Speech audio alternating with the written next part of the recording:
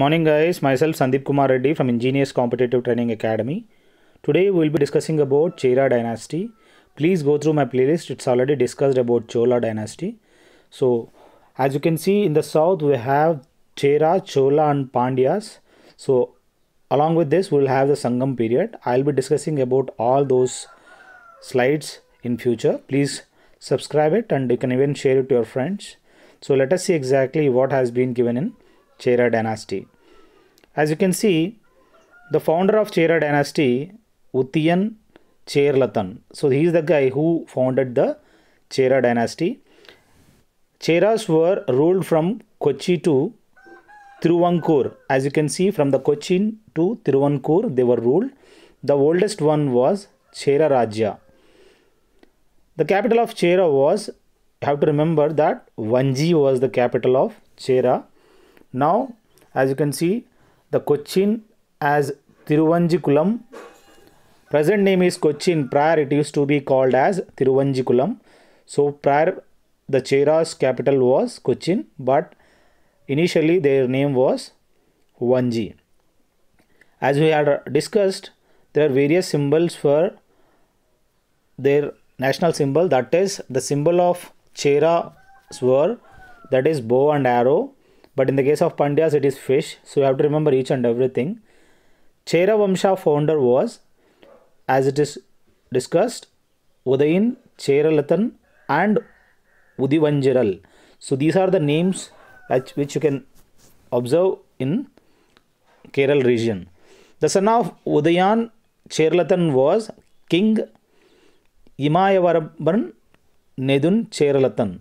So he is the son of Udayin Cherlathan. You should remember the son of whoever is the founder. He had superseded. That is Imayav Varamban Nedan Cherlathan. So please remember the names of these kings. And he has ruled for about 56 years and he was the best in the battle. As you can see, the prominent battle of Kadambas, one of the important battle. I request you guys to go through playlist.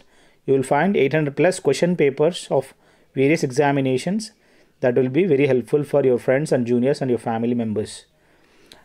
Next we have Senguvattavaran's brother, that is whose name is Ilango. He has written the book named as Silapadikaram. You have to remember whatever the literature works during the time of Chera. Silapadikaram was written by Ilango. And Senguvattavan, he is also known as Rechara, was the greatest among all the kings of Chera kingdom. So if you have been asked who was the greatest among all the Chera kingdom, the king was Senguvattavan, who is also known as Rechara. The Malabar coast, we are aware that the Malabar coast, which is located in Kerala, which is famous for the spices. And Karur was the part of Chera kingdom. So they were the important places from where the trade was taken place. They used to trade which has ivory. We knew that ivory which are the tooth of elephants. So ivory, sandalwood, spice with various nations, that is Rome, Chinese and Middle East.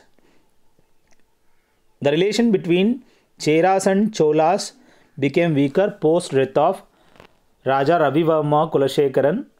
Then Chola have taken over.